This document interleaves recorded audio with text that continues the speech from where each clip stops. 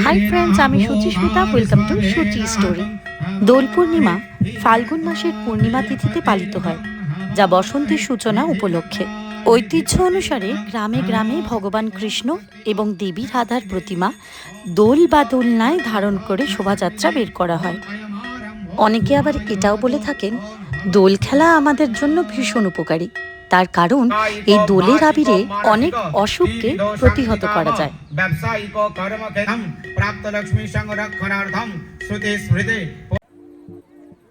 প্রতিবারে দোলে খুব একটা কোথাও বেরোনো হয় না, কিন্তু এইবার বেদমের ডাক আর রুখতে পারল না আমায়।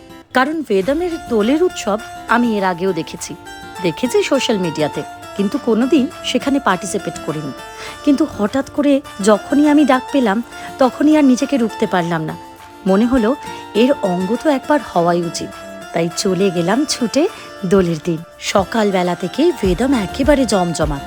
একদিকে পুজো চলছে, অন্যদিকে প্রভাত ফেরির জন্য সকলে প্রস্তুত। মজার জিনিস কি দেখলাম জানেন?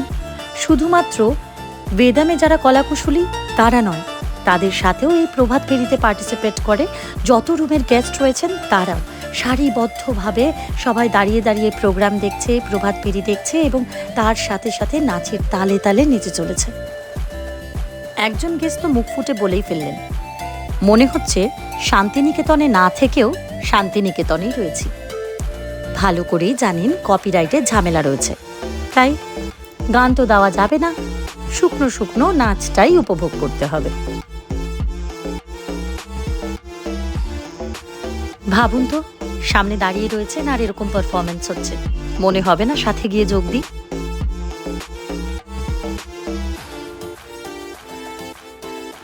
এই গ্রুপের নাম রিদমিক স্কোয়াড। এর আগেও বহুবার আমি এদের সঙ্গে পারফর্ম করেছি। এই মৌমিতা মানুষটি ভীষণ ভালো মানুষ।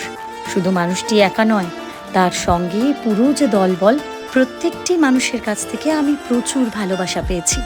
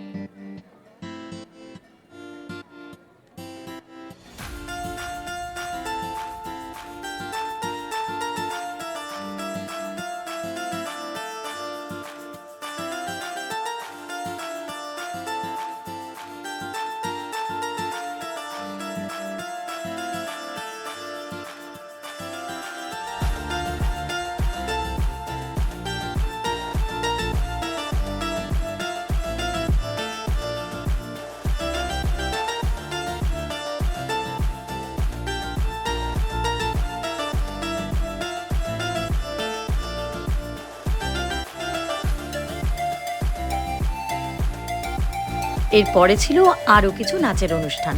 তারপরে চলে গেছে একেবারে হিন্দি সেগমেন্ট। তারপরে জানেন কি হলো?